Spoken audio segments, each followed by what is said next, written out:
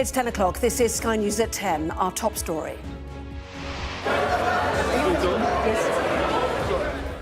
Chaos and fury in the Commons as a debate on a Gaza ceasefire collapses into confusion, with an apology from the Speaker and calls for his resignation. I have tried to do what I thought was the right thing for all sides of this House. It is regrettable, and I apologise. I will take significant convincing that your position is not now intolerable. Also tonight, as the UK sanctions Alexei Navalny's prison officials, we have a special report on how British companies could inadvertently be bolstering Vladimir Putin's war machine. A missile misfire, but nothing to worry about. The government insists it still has absolute confidence in the UK's nuclear deterrent. Orphaned and disabled, Sky News meets some of the youngest victims of Sudan's civil war. We're all behind you, the country is behind you. Because I've had so many wonderful messages and cards, and I can imagine. It's reduced me to tears. And King Charles tells the Prime Minister he's been moved by the goodwill he's received since his cancer diagnosis. Plus the Del Boy and Rodney moment for the couple who won a £61 million lottery jackpot. And we'll take a first look at tomorrow's front pages. That's in our press preview from 10:30 right through to midnight.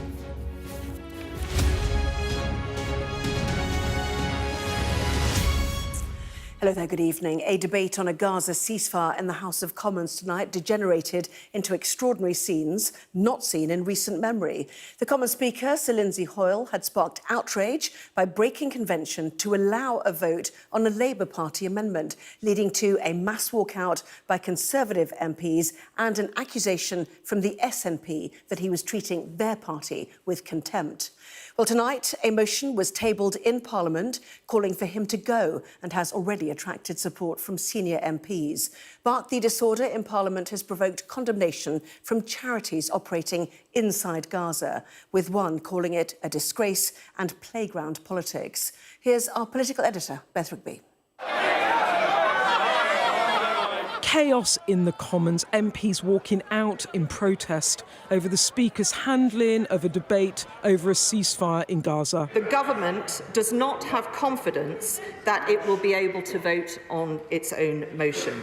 For that reason, the government will play no further part in the decision this House takes on today's proceedings.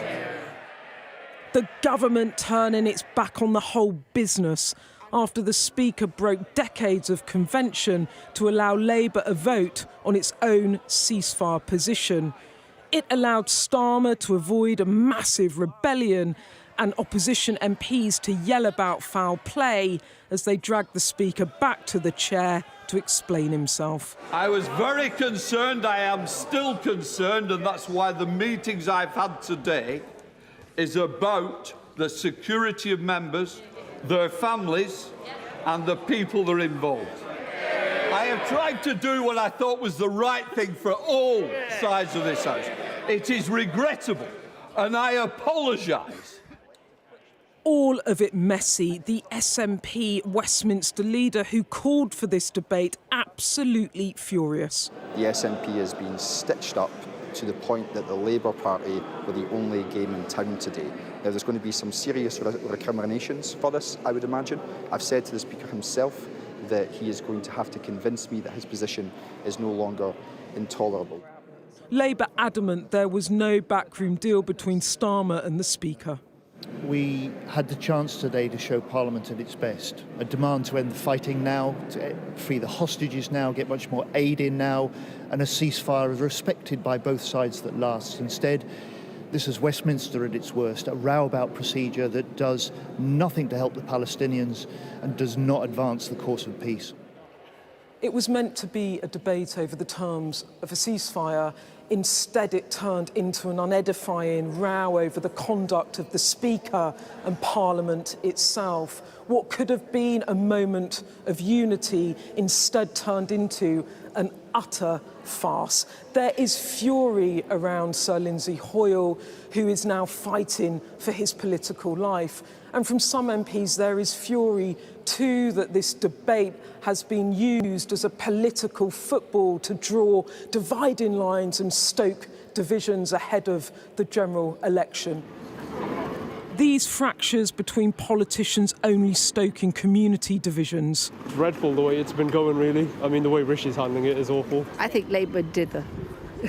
That's just my humble opinion. A lot of lives have been lost on it. It's absolutely awful. All the politics in this parliament make little difference to the fate of those in Gaza. Ceasefire now! But it has serious implications here at home. Well, Beth joins me now live from Westminster. So condemned as a circus, Beth, what is the likely fallout of tonight? Well, honestly, in all my years of reporting here, I've never seen anything quite like it. The mood in the chamber and outside in Central Lobby where I was tonight was sulphurous. Jess Phillips, the MP in Birmingham, came out throwing up her arms and saying to me, if we can't agree a form of words, how can we possibly ask people to lay down arms? Look, what was going on today, it was meant to be the SNP putting Labour under pressure over a ceasefire, but what actually turned out was Labour ended the day being the first party to pass through the Commons a call for an immediate ceasefire.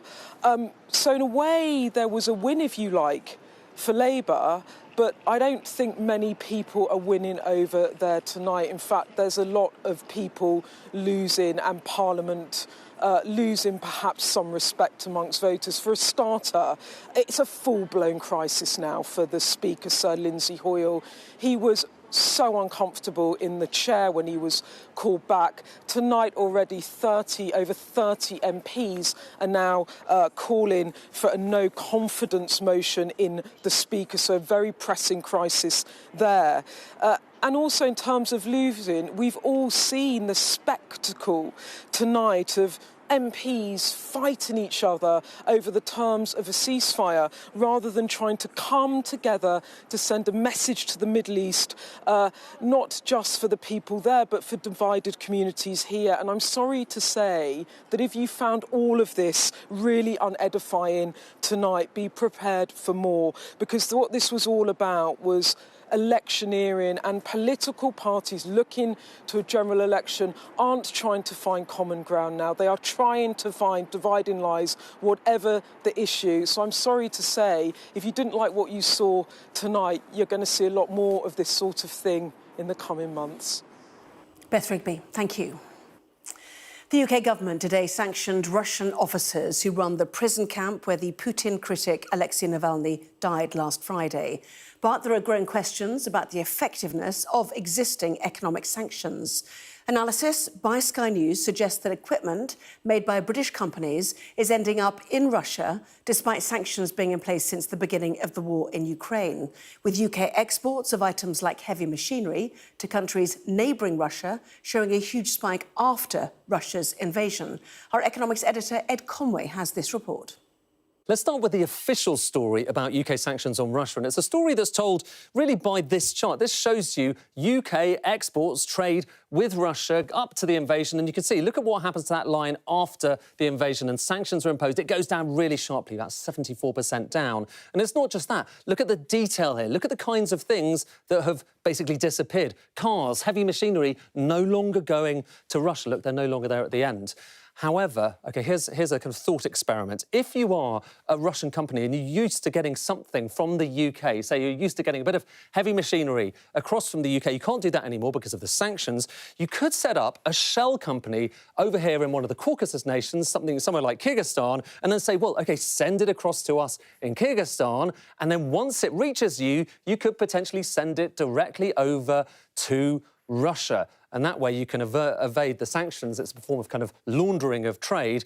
And we get a sense of whether that's happening by looking at the trade data in Kyrgyzstan. So here are UK exports to Kyrgyzstan over the last few years. You can see there when sanctions were imposed, when the invasion of Ukraine happened, and just look at what happens next. Look at that. That's up by more than 1,000%.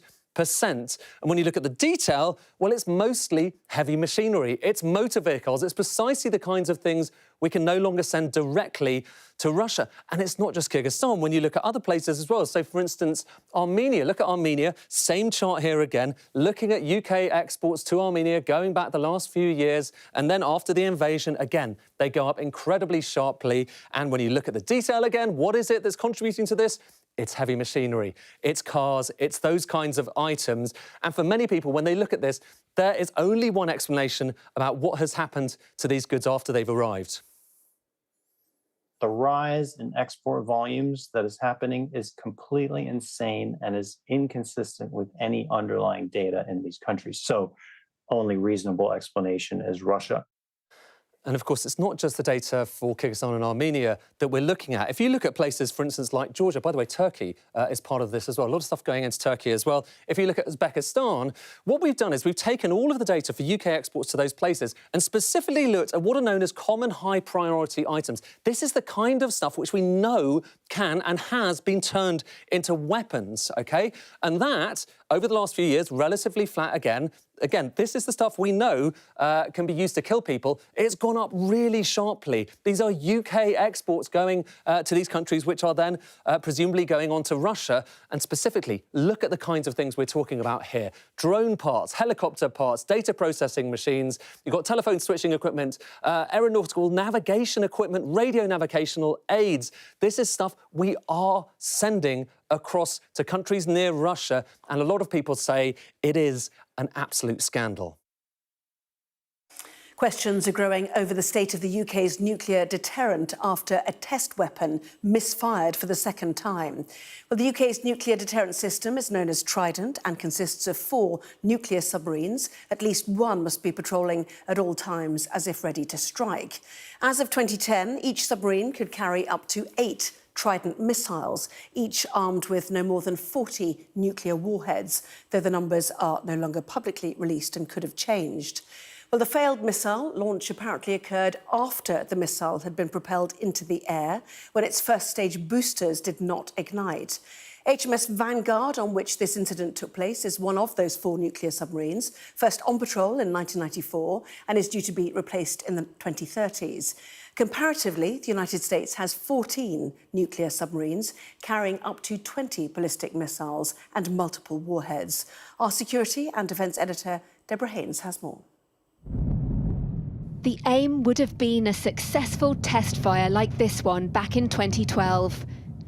Instead, last month, a Trident missile launched from a nuclear deterrent submarine misfired and dropped into the ocean.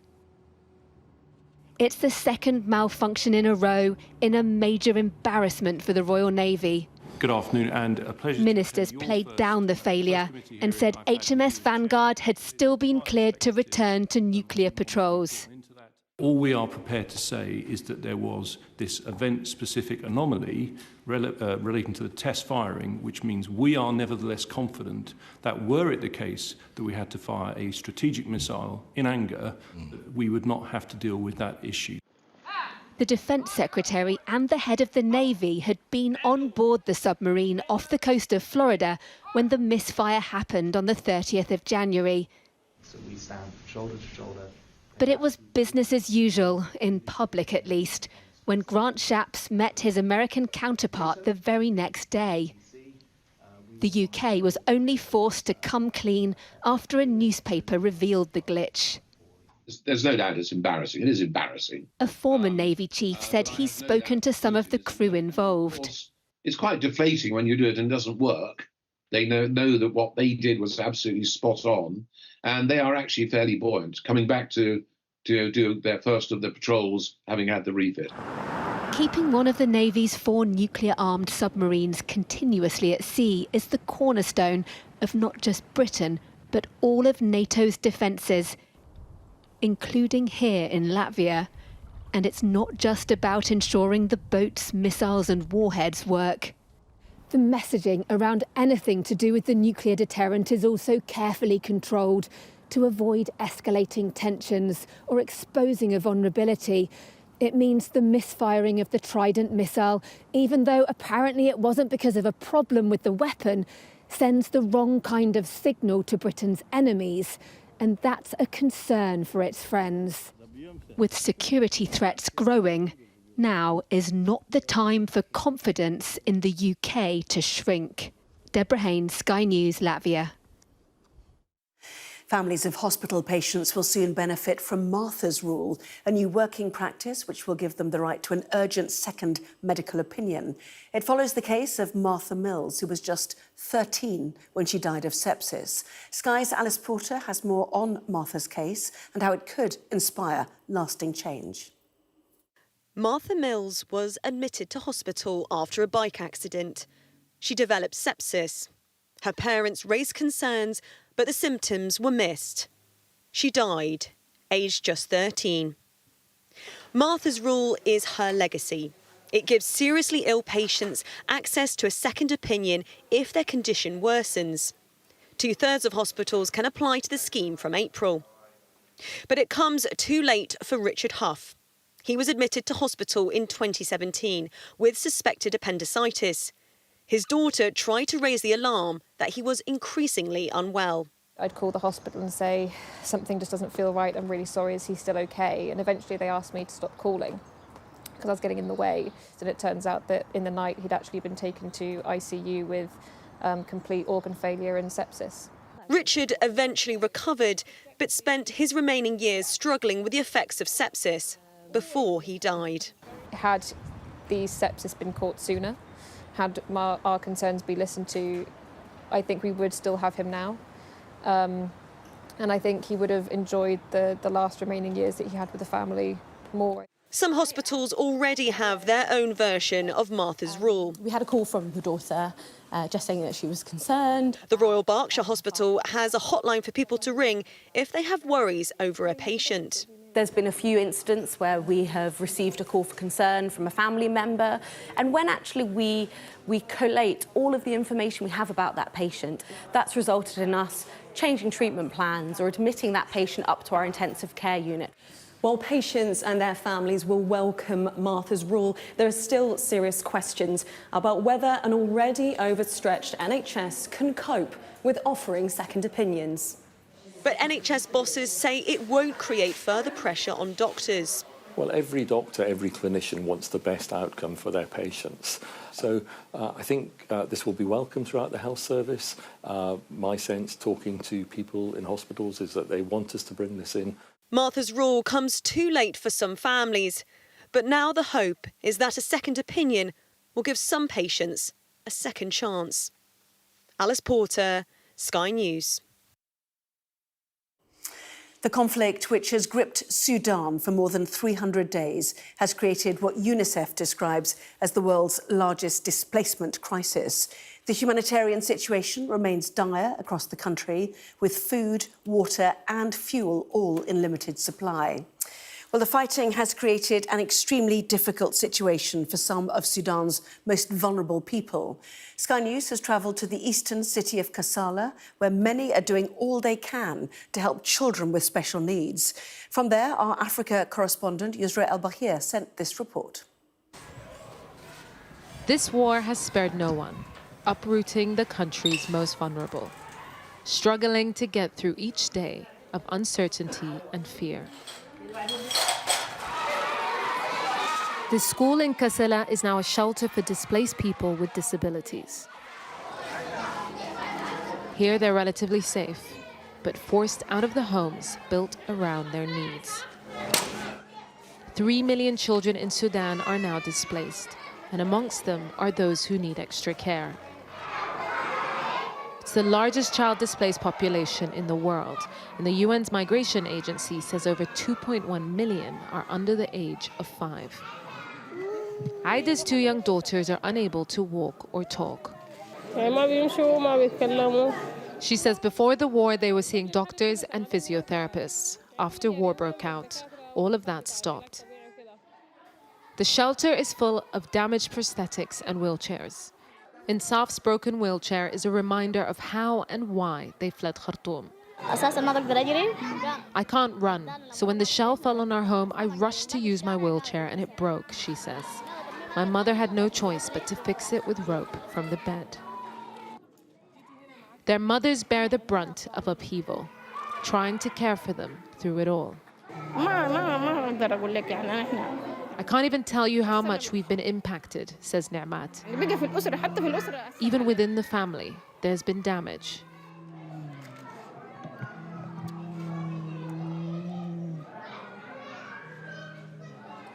These are the lucky ones. Less than 40% of 32,000 registered disabled residents of Khartoum state have managed to escape the violence. And those who've made it here are still working through the scars.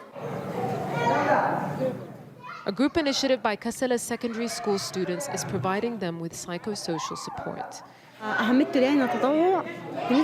Volunteering has such vital importance. It's something we want to do and see it as the least we can do, says Tasneem. Their city is now housing thousands of displaced people. And at the foot of the mountain is another shelter. This school is also a sanctuary for some of the country's most vulnerable, orphaned children. We've had to be evacuated not once, but twice since the start of this war. All of these children come from care homes in besieged areas. Those from the capital's Al Meigoma orphanage fled to safety and were trapped by violence again when the Rapid Support Forces advanced on their new home. Videos of them crying as the siege was underway was shared as a call for help, with a message from a resident turned caretaker expressing their abandonment. The day I made the appeal, children died. Children who needed blood transfusions, who had severe malnutrition, and their carers had fled the home. The situation was really severe. 253 young orphans were evacuated here by UNICEF. 5 of them have died since, and 15 have been adopted. The rest of them fill the rooms of this building. Infants with no beds and a few donated mattresses. The remaining vulnerable children were brought here by local volunteers, now sleeping under tents outside. Already born into a tough life, now facing the worst of war. Yusra Al-Baghir, Sky News, Kassala. King Charles has held his first in-person audience with Prime Minister Rishi Sunak since his cancer diagnosis.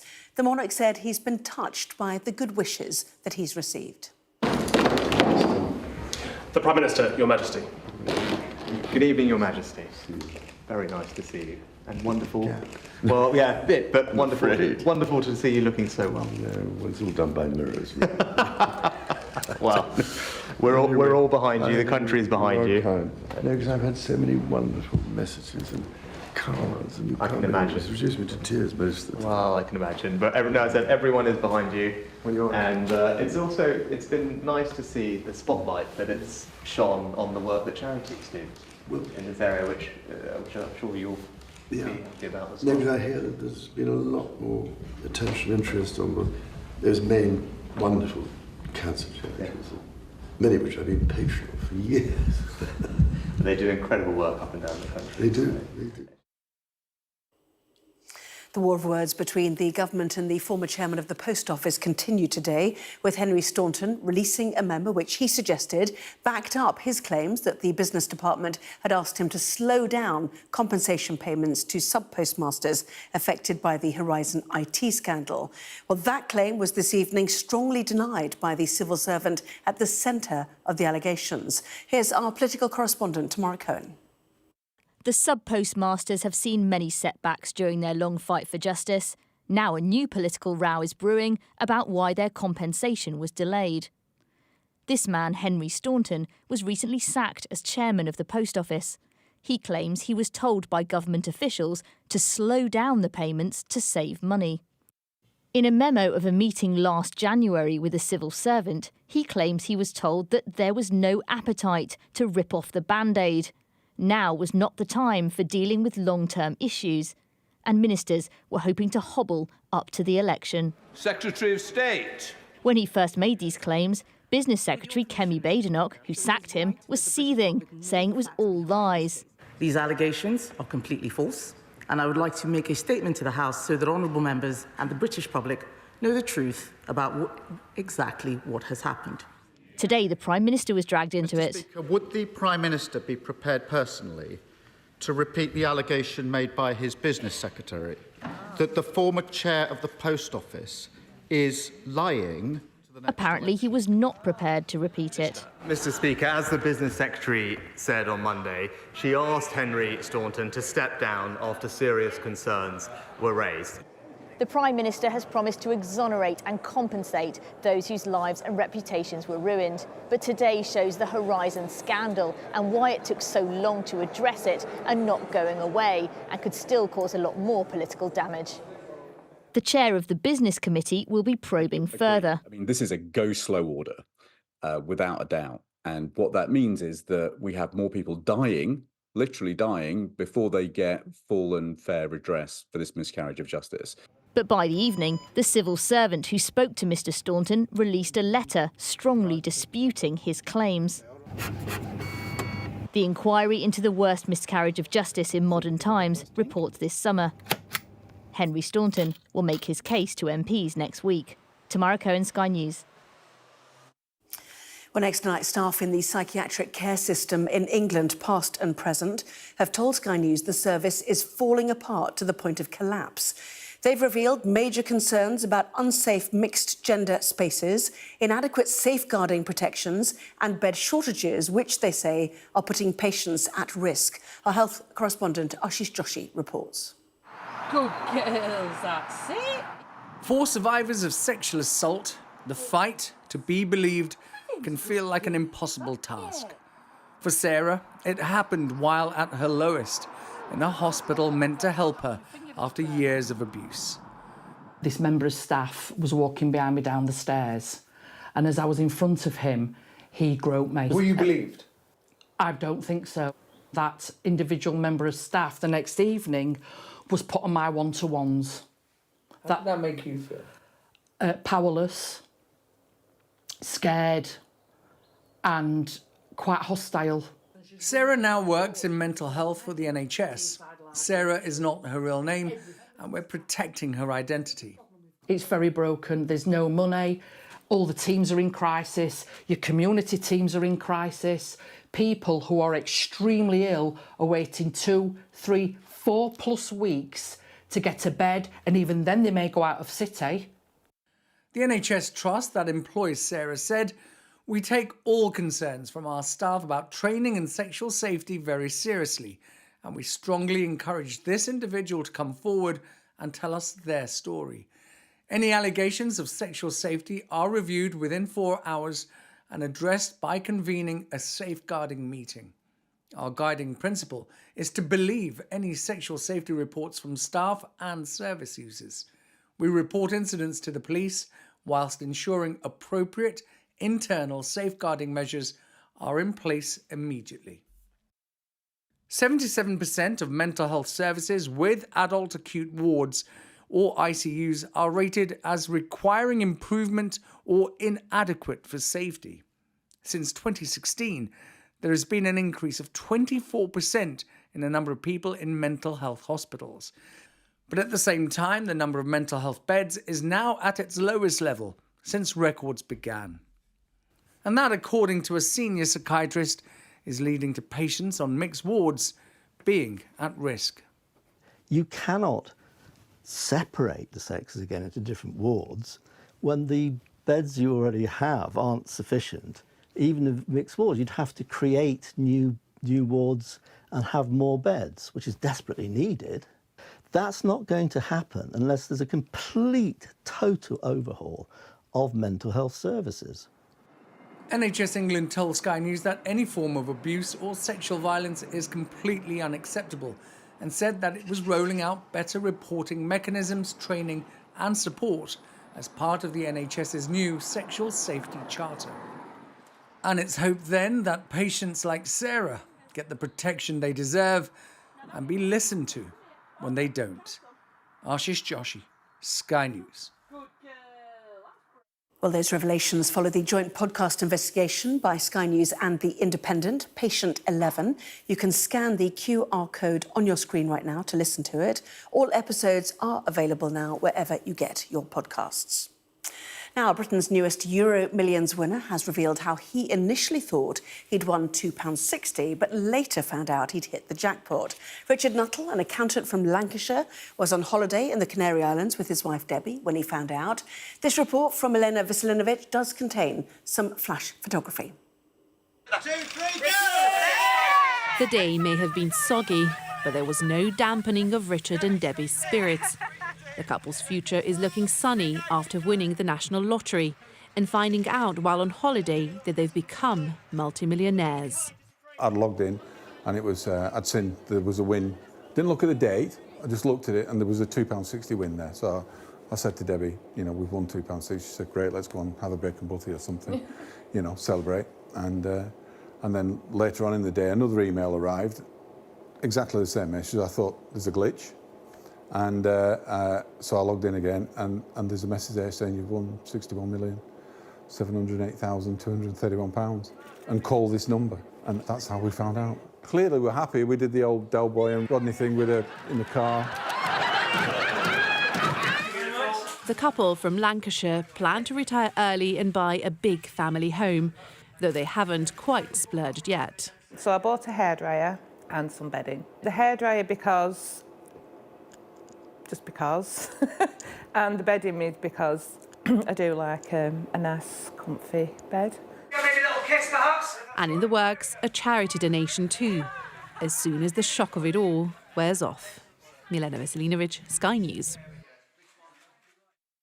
Well, that was Sky News at 10. Coming up, we'll take a first look at tomorrow's newspapers in the press preview. Tonight, joined by Kevin Maguire, Associate Editor of the Daily Mirror, and Claire Ellicott, Whitehall Editor of the Daily Mail. Welcome to both of you. And certainly among the stories we will be discussing, this on the front of the Eye, their headline about the Commons chaos with MPs walking out of that Gaza vote. Plenty more on that and the rest of the stories in just a moment.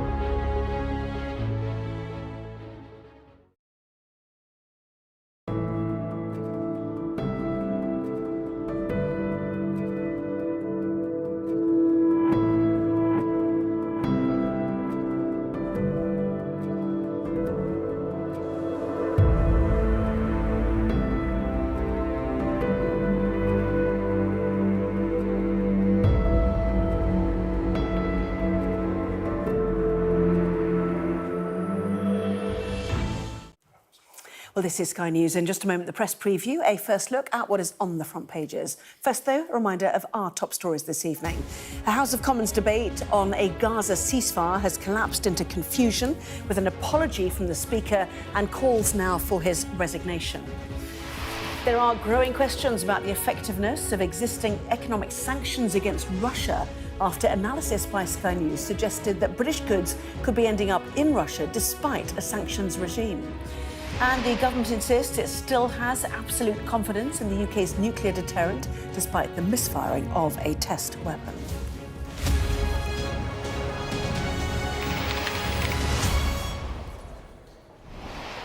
Well, hello there, you're watching the press preview. A first look at what is on the front pages. Time to see what's making the headlines with Kevin Maguire, Associate Editor of the Daily Mirror, and Claire Ellicott, Whitehall Editor of the Daily Mail, with us from now until just before midnight. Welcome to both of you.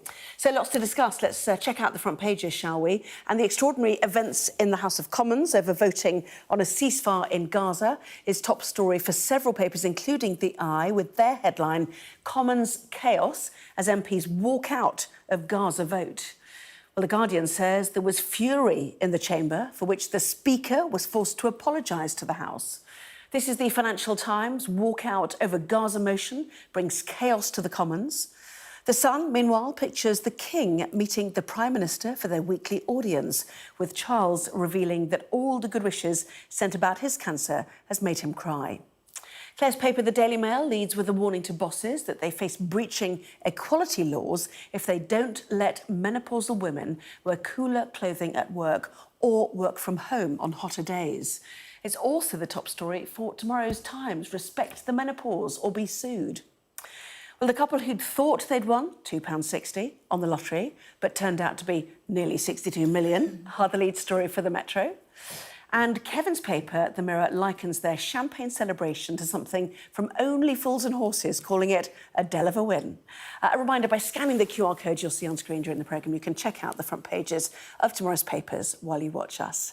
£2.60. Lucky things. Anyway, so lots to talk about. You're Whitehall Editor. What did you make of this evening? I mean, the word that has been used all through today is unedifying. The scenes in Parliament were just utterly unbelievable. It sort of started out as this motion that Labour had tabled. It was an SNP, it was an opposition day debate. There was a vote on Gaza. It was a big deal for the Speaker to decide which of the amendments to select. But I don't think anyone could have predicted how chaotic it could become. And we've ended the day with the Speaker's reputation, in tatters. He's clinging on tonight to his job. The Tories are furious with him over his decision to select the Labour amendment. Labour, pleased it's gone their way, but at what cost, who knows? And the SNP are calling for the Speaker to step down over the whole thing. It's a complete mess. Well, let's start with the Speaker, with you then. Was he doing right by every member of Parliament, as he suggested as part of his apology, or was he nobbled by the Labour leadership to choose their amendment? Jacob Rees-Mogg backed what he did, as Tory as you can get a Tory to be, a great constitutionalist, thinking you can have a vote, all these competing positions, you find out which one's the most popular. It's clearly backfired, there's no question of that, and Lindsay Hoyle is vulnerable, but he's never been partisan to Labour. Yes, he was a Labour MP, or they elected at the last election as an independent. I hear Labour MPs complaining he's too close to the Tories.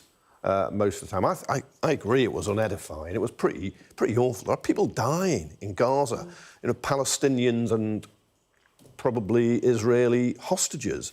And I'm not sure many people would have been watching from Tel Aviv or Jerusalem or Rafah or Ramallah, but people watching in Britain would have just seen a kind of pantomime playground. And look, there's politics on all sides in the parties here. The SNP thought they could drive a wedge and split Labour, and their little ruse failed. The Conservatives are upset because that ruse is unfailed. Labour and Starmer are probably the winners from that, because they've now got the House of Commons back in the Labour motion, which had no impact on the government.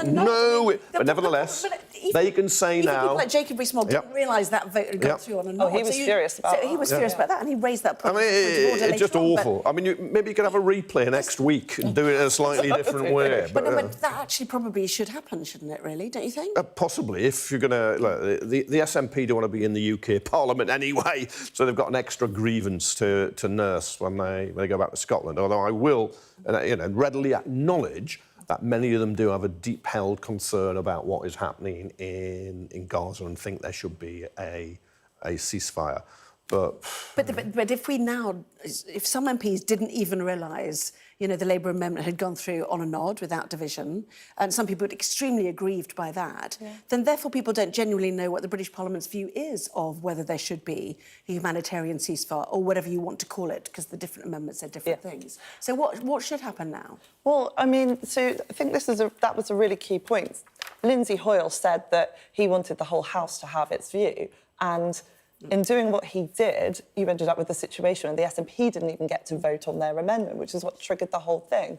And so loads of Tory MPs are furious that they didn't get to say, to give their views on things because this all went through on the nod. Reflected in The Guardian there, fury in the Commons. Yeah, sorry, carry on. Yeah. Yes, and the Tories have, one of the Tory MPs, Will Ragg, has tabled an EDM, an early day motion, just a procedure to say that he's got no confidence in the Speaker. And the SNP are furious with Lindsay as well. So Lindsay will be battling for his political survival. He's got meetings with the leaders and the chief whips tomorrow to try to sort of brazen it out. But there's no question that his reputation's taken a knock. If you're the Speaker, you are supposed to be the kind of neutral arbiter. And there's, if he doesn't have control of the House, if he can't command the respect of the members in the House, then he can't really stay in his job. There on The Guardian, we have a picture of somebody behaving with far more dignity than many MPs. But the most remarkable aspect, I found it, is that a governing party, the Conservatives, who have a majority in Parliament, most of them walked out. I mean, I've not known that. The SNP walked out of Prime Minister's Questions with Ian Blackford when he was leader a couple of years back. I remember that. Seemed to be the making of him, actually, and his performance was picked up afterwards. But I don't, in all my time, recall the governing party walking out and all of a sudden just surrendering on foreign policy, giving up and letting Parliament decide something else, even if they didn't realise it was deciding, which just adds to the farce. Yeah, well, then there was the whole point about whether the feed, the pictures we're saying now, should be cut off, whether the MP should vote to sit in private. Sittings in private, I read here, in peacetime are extremely unusual. The last two occasions on which the House sat in private were in November 1958 and in December 2001. Why are you getting a situation on something that people feel so aggrieved and upset by that they've decided to sit in private on something like this? Well, it was a delaying tactic to try to get Lindsay Hoyle to return to the chair because he'd abandoned the Commons and left Rosie Winterton the deputy. But you wouldn't normally expect the Speaker to sit through an opposition debate in the chair. It's just not. It's the three deputies who get those shifts less important. In truth, the Speaker saves him or herself for PMQs. Well, even then he came in and apologised and then left again to let the Deputy Speaker take the flak, effectively. Yeah. Well, this is it. I think you're right that normally he wouldn't sit in those evening sittings, but on a day like today when he's selected gone against the convention. Yeah, the convention, and selected an amendment that he wouldn't normally select, caused, chaos and fury across the House. I think he should have been in place. The Stephen Flynn, the Westminster leader of the SNP, was saying, where's Lindsay Hoyle? And the Tories were saying, where's Lindsay Hoyle? And one of the reasons they walked out was because, this is an opposition day debate, none of it's binding on the government, and they didn't have, any power over what was going on after the Speaker so that's why they chose not to bring forward their amendment. And you had a situation where the government had to show its displeasure in some way, and that's how it chose to do it. Yeah, but you had party politicians playing party politics, accusing other party politicians of playing party politics. It's like a dog complaining and another dog's weed on the same lamppost. And that's terrible. I mean, that's, you know, look, they're all playing politics of some sort. There is a serious issue about the position on Gaza. Yeah. The government's position wasn't going to be changed, but parties can say where they stand. I don't think Benjamin Netanyahu will care too much in his killing rage, as Ben Wallace, the former Conservative Defence Secretary, calls it. But nevertheless, I think it's right to be on the right side of humanity and history. Yeah, and the SNP leader, Stephen Flynn, saying he'd struggled to be persuaded that the Speaker's position wasn't intolerable. And then Sounds like a bargaining chip, producing evidence that the clerk, it's quoted in the FT, if we have a look, actually, in his highly unusual criticism, they say, of Hoyle's decision as breaking with convention, Tom Goldsmith, the Commons clerk, said long-established principles are not being followed in this case. The point being that the opposition party that had brought the motion was not going to get their motion heard. But he also accepted it. The Speaker can change the rules. Yes. Yeah. Which seems to be getting less prominence. Yeah. Well, Lindsay did say these rules are, you know, outdated, but I think it's evident from his rather, you know, his apology that he thinks he made the wrong decision. Yeah. Well, it's the result. I suppose that's what the SNP and the Conservatives are going to make sure happened. That it didn't work out the way it was intended. And if they can weaken the Speaker, they think they will have greater sway themselves. And you have to be treating them with kid gloves in future. Yeah, top of the front page of the Times. Let's just have a look as we conclude this part. Chaos in the Commons as ministers round on biased Speaker. The man who is now fighting for his parliamentary life, I suppose we could say. Yeah, the biased bit in quotes. That's the accusation rather than the Times making that as a statement. Yeah. OK. Well, plenty more still to come in the next part of our programme, including this story on the front of The Sun, detailing the King's reaction to the public support that he's received following his cancer diagnosis.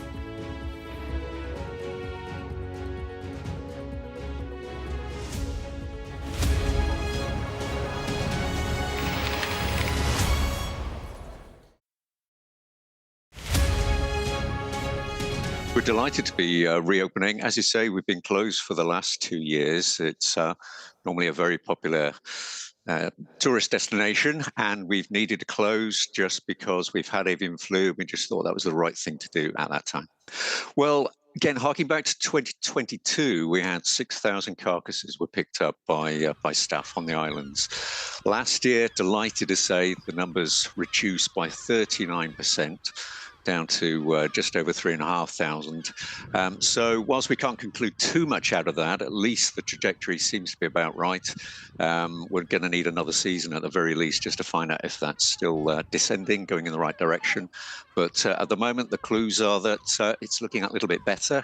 And what we do know is that across the UK at the moment, avian flu is at a much lower prevalence than it certainly has been. What we found is that the incidence of avian flu occurring across the country varies really quite considerably. So it might be quite prevalent on the East Coast, it's been less on the West Coast, it's been here, it's been there, and even between sort of neighbouring islands, so upstream as it were and downstream of us here on the East Coast, we've seen big differences in the prevalence of avian flu. So it is difficult to tell, but as I say, what we do know is that the prevalence at the moment is very low. Yes, we're opening up later in March, absolutely. What they'll be seeing is as you're showing there, we'll be into Arctic tern season. That's the big one. That's one of the big draws, certainly. You've already mentioned puffins, of course. That's a particularly kind of favoured little bird. Everybody loves a puffin, I think. Yeah, so they'll be, there we go. Puffins will be kind of landing up in the next few weeks. Arctic terns will be here about mid-March, so about this time next year, starting to lay their eggs. Okay, it's not necessarily everyone's cup of tea, but if you want to come visit and get dive bombed by Arctic terns, then that's what will be happening from, say, in about a month's time. They have this kind of very clear, bright blue strip when they're in the breeding season, but that does fade. It does fade later. So they go out to sea later in the year, at the end of the summer, and kind of tone themselves down. They don't need to be quite so bright and showy as they are.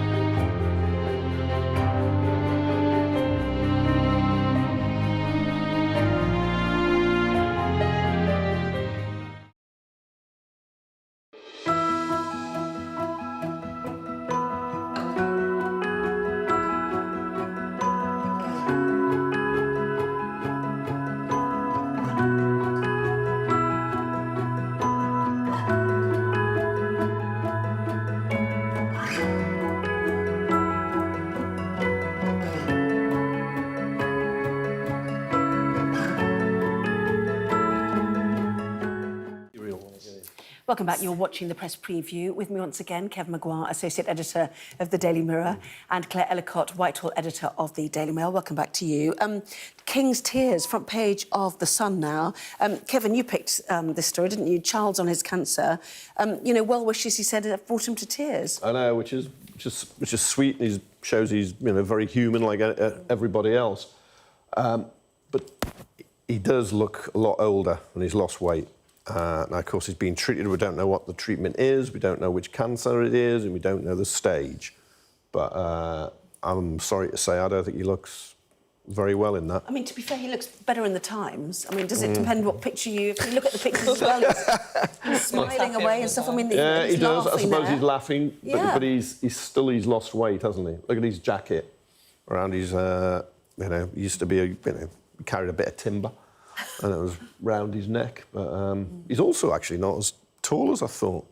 Because Rishi, with Pocket Rishi, I mean, that's, anyway. Yeah. But no, but he is, you wish him well. It's interesting he's chosen to broadcast these pictures of this weekly audience, because if you're sort of on sick leave, effectively, you wouldn't have to do this. It's supposed to be reassuring, I presume? Yeah, so it's quite unprecedented for them to do this, to let TV cameras, because this is the private audience between the Prime Minister and the Sovereign. So it's really interesting they've let the cameras in, and I'd imagine it is for reassurance that Charles can laugh. He obviously wants to send a message out that he's been so touched by the well wishes and all the cards he's received and all the support for all the cancer charities that's come as a result of him announcing his diagnosis. So it's quite a touching scene, and Rishi Sunak, laughing and joking with him. I'm sure it will be reassuring. Well, we saw the Times there. Respect the menopause or be sued. Firms told. It's on the lead story, or the front page rather, of your paper as well. Yeah. The Daily Mail. Bosses must make allowances for menopausal women, presumably to let them keep working after the age of, into their 50s and so on. Yeah, so I think, the menopause is something that's being talked about a lot more now than it has been before. And this is the Equality and Human Rights Commission sort of catching up with that, I think. And the idea is that, it's going to put the onus on employers to make sure that women who are suffering things like hot flushes and aren't able to, wearing uniform in hot weather, that there's some sort of dispensation for that, and that, that their employers can actually be sued if they discriminate against women who are suffering from this. It's quite an interesting move. I mean, obviously it puts a burden on employers in some sense, but you can't help but think it's quite a positive development. And, women, I think there's some extra detail in the Mail about how women could have, fans on their desk or would be able to work from home on days when it's really hot and it would be a struggle for them otherwise. Yes, and they quote Baroness Faulkner, head of the Human Rights Commission, saying that they are concerned by how many women report being forced out of a role due to their menopause-related symptoms and how many don't feel safe enough to request workplace adjustments. So that, a shift, really. Oh, well, if I mansplain, it will be in the interest of those companies if they keep employees. But it's if you stop and think about it, it's quite obvious, really, because we have maternity rights, so women have children who would be extinct very quickly if they didn't. So if there is a condition, a change in the biology, the makeup of women, that's going to happen, how your body functions, it's going to just affect one group. And of course, you'll breach equality laws if you don't make allowance for that. And we now need to allow teenagers to go to school later. That's the next campaign, isn't it, really? I'm totally in favour of that. I feel safer talking about that. You're not going to call it... I won't be accused of mansplaining the men or pause. We'll see you shortly. Thank you both very much indeed. Kevin, Claire, see you for the 11. Here's the weather.